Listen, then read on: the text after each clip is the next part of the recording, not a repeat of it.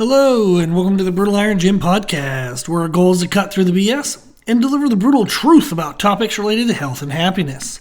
Today's podcast number 2212. The topic is nutrition, and the title is, Can You Eat Carbs and Lose Weight? Absolutely. Yes. So my wife Meredith, she just competed at Nationals, NPC Nationals last week. She did great. It was fun. It was the culmination of a 30-week diet. Now, I know that's a really long diet, but for the last about 3.5 years or so, she hadn't trained on a regular basis with stress, life chaos, and all the things that life involves. So we started ahead of time to get her food consistent to peak her metabolism, essentially trying to see, okay, how many calories can she burn at most, maintaining her body weight, doing a certain level of activity. And then once we had that established, we slowly started to decrease the calories and increase the activity, and then that helped us peak for the show. So it was a 30-week process. She lost over 40 pounds, so congratulations to her. That's huge. We didn't do any cardio outside of normal daily step count. So we would walk our dog Daisy in the morning and in the evening, and then usually throughout the day she would get enough steps. Our minimum target was 7,000 steps a day. She's a pretty active person, so that actually it wasn't that hard for her. Every once in a while it might have taken an extra walk here or there, but we didn't do any standard cardio. No traditional cardio machines, no treadmill, no step mill, none of the fasted cardio for an hour and a half crazy crap that people have to do, that they don't actually have to do, but think they have to do. And then she weight trained less than 40 minutes every session, and we would do 4 to 5 sessions a week. And that was the process in terms of activity-wise. And then nutrition, we ate what she liked that fit within our calories. We started at 2,400 calories. I think we then dropped to around 2,000 calories, then down to about 18, then 16, and we ended between 1,400 to 1,600 calories in her daily kind of average. So in that process, we were eating foods that she liked that fit within those calories. So at first she was having, she needs everything to be gluten-free, because she has really severe celiac disease. So we were having gluten-free bagels, which is actually kind of like a brown rice flour. But she was having gluten-free bagel and an egg in the morning with Core Power, which is like a protein drink. And then she was having Bonza, which is chickpea pasta, Bonza pasta, and chicken with vodka sauce for lunch. And then she was having chicken and rice at dinner. And those were kind of her main meals for a while. Then when we had to start cutting calories, we changed the dinner to chicken and apples because she could still have a good volume of food, but the apples replacing the rice brought our calories down. The lunch actually stayed the same. We just portioned it a little bit smaller. And then on breakfast, we switched from the bagel and egg to a Greek yogurt and rice cakes at the end because that kept our protein very high but brought our calories down. So she was eating foods that she liked, but she was eating carbs all the time, all day, every day.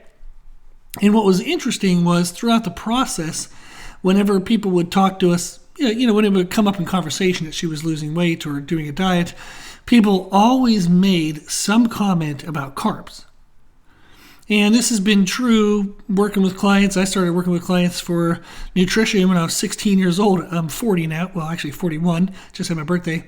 So that's whatever the math on that is, 25 years of people just being afraid of carbs or villainizing carbs or blaming carbs for being overweight or having body fat. And it's unfortunate because it's a misunderstanding of carbohydrates that causes people to be fearful of them. But there is absolutely no reason why you would have to, you may have a reason for you preferentially and individually for why you maybe don't want to have carbs during a diet, but there's no necessary reason, there's no necessity to exclude carbohydrates in order to lose body fat or to lose weight. So, again, the answer is, can you eat carbs and lose weight? The answer is absolutely yes. There are, if you look at the bodybuilding world, and these are people who get on stage, under 10% body fat, it's their whole job is to show up as lean as they possibly can. There are multiple approaches that people use, but the main nutrition approach that you would see people use does include carbohydrates. It's an old kind of joke in the bodybuilding world that people have like chicken and rice, or eggs and oatmeal for breakfast and chicken and rice for like daily meals. But the inclusion of oats, the inclusion of rice is standard, very common, industry standard. There's more people that are going to eat oats and rice on a diet prep than there would be people who would avoid carbs, by far. So the leanest people on the planet still eat carbohydrates. And yet, in the last 25 years, people who aren't in that world have still been fearful of carbohydrates. The two main reasons that I see when talking with clients about why they would blame carbohydrates for having excessive body fat or believe that they can't eat carbs while dieting is, number one, a misunderstanding of carbohydrates' influence on body weight fluctuation. And then number two is that carbohydrates can be easy to overeat. And that is something that may be a reason why someone would choose to avoid carbohydrates, but it isn't a reason, that's not a necessity reason, meaning not everybody is going to struggle with that same reason, so therefore not everybody has to avoid carbohydrates. Some people may want to, but it doesn't mean everybody has to. So now, what we want to look at when we consider carbohydrates and body weight fluctuation is our weight does change when we consume more or less carbohydrates. And that is due to water retention.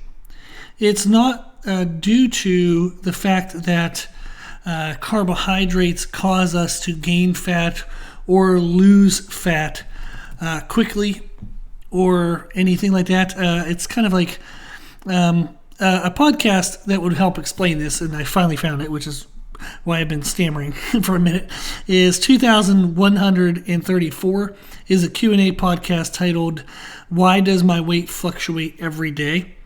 That is related to, in part, changes in carbohydrate intake. When we consume carbohydrates, our body, if we consume it in momentary excess, our body will store carbohydrates along with sodium and water in our muscles. And it stores it in our muscles as a form of quick and easy to use energy. The fancy term for that is called glycogen.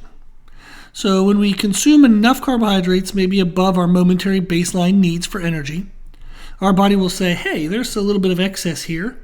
This person is in a calorie deficit for the most part, on average, so they're struggling with energy. Why don't we take some of this surplus, let's pair it with sodium and water, and let's put that in the muscle cells, because the muscles need water, the muscles need electrolytes, and sodium is one of them, and the muscles need glucose, which would be the broken down form of carbohydrate energy in our muscles. So the body takes carbohydrates in the form of glucose, combines it with sodium and water, and puts that in our muscles. Now, when it does that, it is storing the carbohydrates and the sodium with water. Water has weight. So you think of an empty water balloon versus a filled water balloon. A filled water balloon is going to be heavier. So what happens when our body stores carbohydrates with sodium and water is we weigh more. Our muscles are heavier. Whenever I consume more carbohydrates than I normally do, I'll weigh a little bit more. When I consume less carbohydrates than I normally do, I'll weigh a little bit less. This is often why when people start a diet, if it involves carbohydrate restriction in any way, they get an initial weight loss that is extreme compared to the ongoing weight loss change that they'll see. So they may lose 8 pounds in the first week, then only 2 or 3 pounds in the second week, and then from there on out, they might only lose 1 or 2 pounds on average per week or 2 weeks. But that initial first week, they see an initial very large weight decrease. That is not fat loss. that is associated to water weight loss. Since they're not consuming as many carbohydrates, their body isn't storing as much water in the muscle, therefore the muscles weigh less. It would be as if you were to release some of the water from a filled water balloon. It would weigh less. It's important to understand this because, well, in many ways, but one of the things I see all the time is people are like, oh, this diet really works well for me. I lost like 10 pounds in the first, month. And it's like, yeah, but you lost 8 pounds in the first week and only 2 pounds the next 3 weeks. That isn't fat loss. You didn't lose 10 pounds of fat. You lost a significant portion of water weight and some fat. So when we see body fat changing on a day-to-day basis, body weight changing on a day-to-day basis, that's not body fat changes, that's just weight change. That's why that podcast, 2134, Q&A, Why Does My Weight Fluctuate Every Day, explains how our body weight can fluctuate every day. And that's a normal occurrence, and it's associated with more than just carbohydrate intake. It can be the timing of the day. Maybe you weighed yourself at the end of the day versus the beginning of the day, so you have more food and or more hydration in you than you did at the beginning of the day. Maybe you haven't gone to the bathroom yet, so some of the food you've eaten the previous day hasn't left your body yet, so you might have just an extra weight due to that. You also can be retaining more or less water due to hydration. Maybe you drank more or drank less. Maybe you sweated more or sweated less that day or the day before, and the body's compensating and making a reaction based on that. Our body weight fluctuates for a lot of reasons, and one of them is carbohydrate intake. So often people will blame carbohydrates as causing them to gain weight because they'll go out with friends or they'll go out to eat and they're like, oh my gosh, the next day I was 4 pounds heavier. I can't believe I gained 4 pounds. And they're thinking they gained 4 pounds of fat. No, you did not. If you look at calorie balancing or counting calories, we know, due to science and research and blah, blah, blah, blah, blah, that about 3,500 calories is associated with a pound of fat. Meaning, if you want to lose a pound of fat, you have to either exercise off and or in some combination eat less, equivalent to 3,500 calories, and you will lose a pound of fat. Now, what's interesting is that's 3,500 excessive calories if you're thinking about gaining a pound of fat. So let's say your normal daily intake is 2,000 calories, and that's what your body actually uses.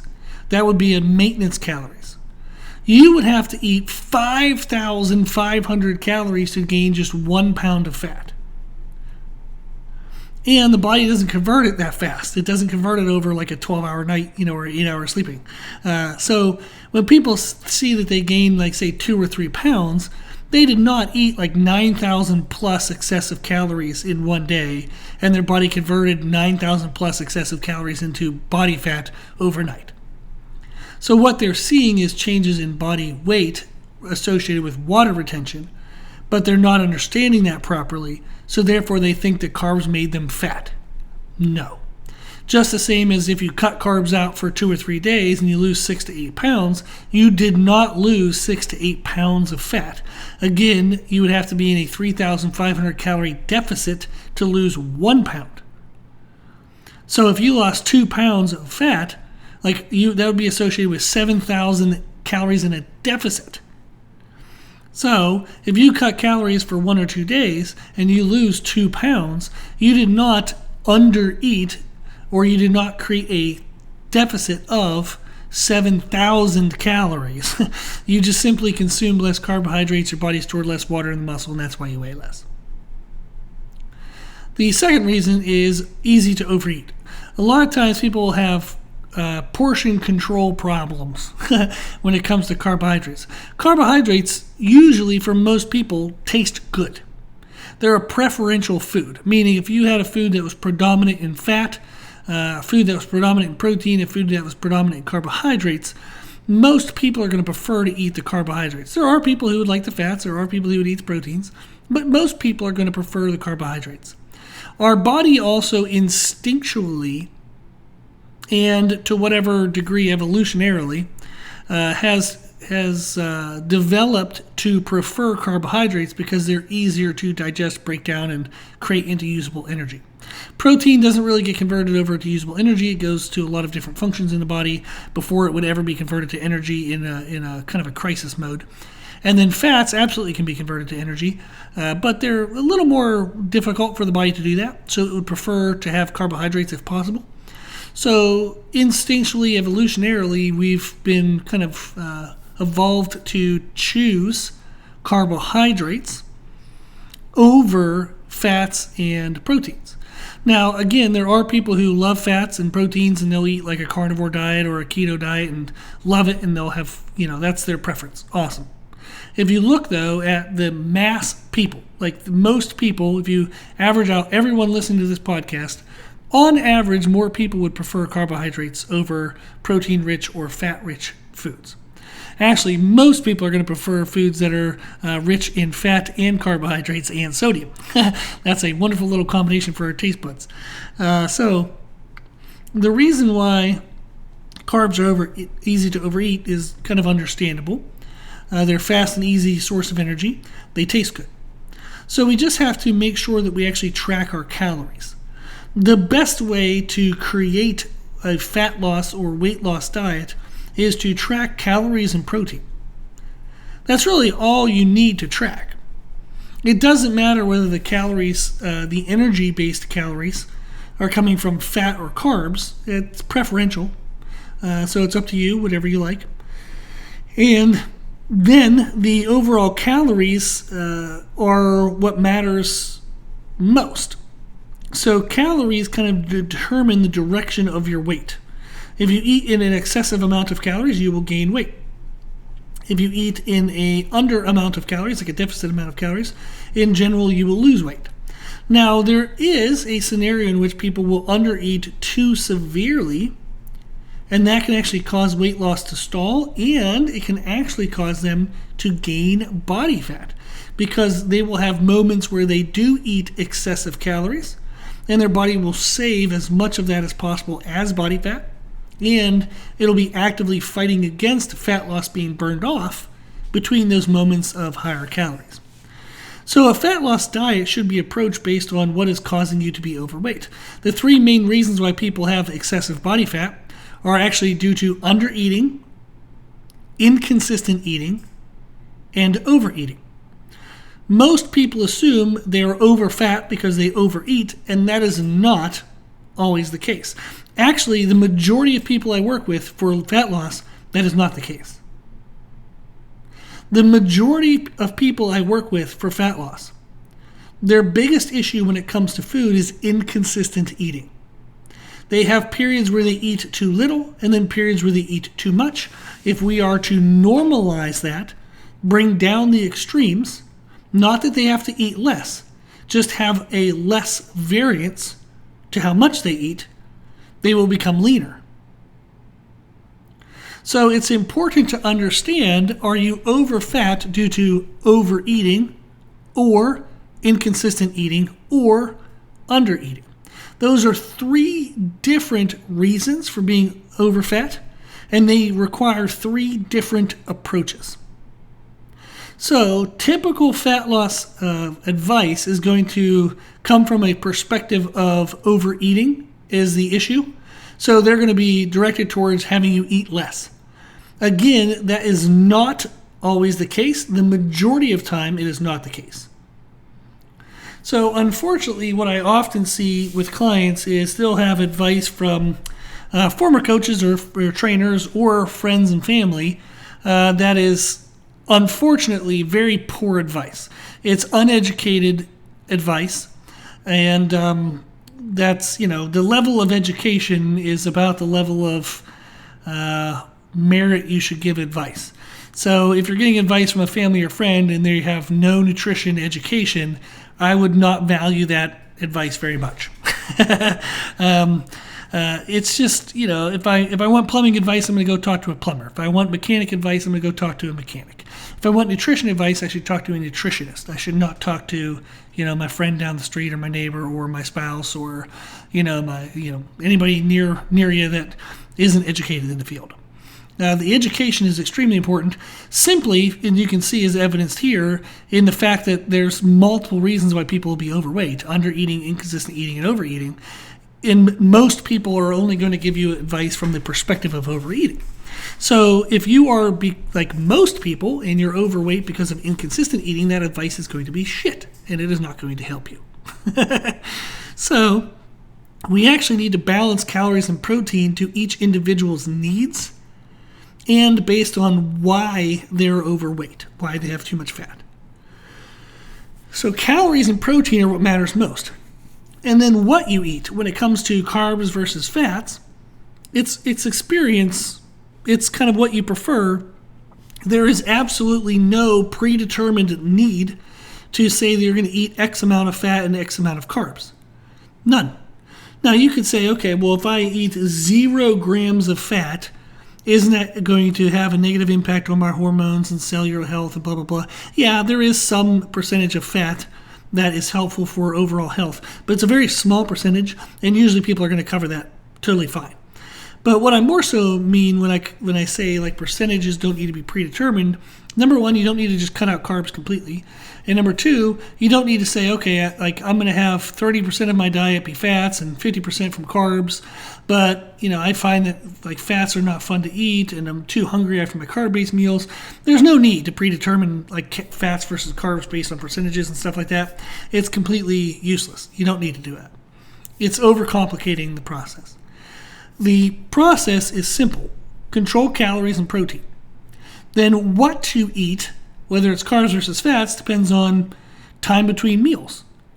Do you have a long gap between meals? You probably want to focus more on fats because they are slower digesting. They give more satiety, so you won't be as hungry between meals. However, if you have to eat right before being active, say eating right before a workout, fats will be a horrible choice because they're slow digesting, so it's just going to be sitting in your belly while you're trying to work out. So you would actually want to focus on carbohydrates because they digest quickly and they would be available quickly for energy. So it depends on when you're eating versus when you're active. Some people experience better energy levels on fats. Some people experience better energy levels on carbs. And then diet consistency. If you actually enjoy what you eat, you'll stick with the diet longer. The worst way to set up a diet is to use foods that you don't actually eat on a regular basis, foods that you don't prefer. If you are selecting a diet and it requires you to change everything that you're eating, you will likely not be consistent with that diet for a long term. So really what we want to do is eat what you like, but track how much you eat to make sure that you're not under-eating, overeating, or inconsistently eating. So can you eat carbs and lose weight? Absolutely. Carbohydrates are just a source of energy. They're the same as a source of energy that you would get from fats. We don't use protein really for energy. So really when you're saying, can you eat carbs and lose weight, the counter question is do I have to eat fats? Like, does my diet have to be like keto diet or carnivore? Does it have to be mostly fats and proteins? No. It doesn't have to be. You may prefer for it to be, but it certainly doesn't have to be. A podcast that'll help you set up a diet that you can then use kind of whatever foods you prefer and enjoy would be podcast 2136. If your podcast player doesn't go back far enough to listen to podcast 2136, you can go to our website, www.brutalirongym.com, go to the podcast page. On there, we have a player that goes back 300 episodes. So that way you can find older episodes. We even have instructions on how to find really old episodes underneath that player. You can find all the way back to episode number 1, if you like. You can also search by topic. You can just type in protein or carbohydrates or body weight, and you'll see any podcasts we have that have that in the title. Okay, so that's the little bit long version of the answer to can you eat carbs and lose weight? The answer is yes. If you have any questions, if you want any help, just let me know. My email is brutalirongym@gmail.com.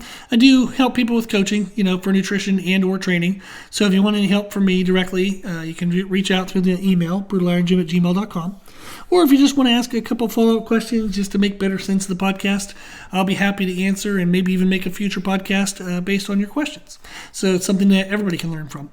So always, if you need anything, reach out. The email is brutalirongym@gmail.com. If you like the podcast, please share the podcast. The more people you share it with, the more people can help. If you like the podcast, you can donate to support the podcast, either a straight donation on our website, or you can actually go to the website nutricost.com. They sell supplements. I've been using their supplements for over 10 years. You can use the code BrutalIron10 for a 10% discount. And then anything you buy, we get a 10% commission. So it's a way for you to get great supplements at a discounted price and give a donation in part towards the podcast. And again, if you have any questions with that, let me know on the email. And then we also do share new and different information on our social media channels all the time. You can find us and follow us on Instagram and YouTube under the name Brutal Iron Gym. As always, I hope this was helpful, and thank you for listening.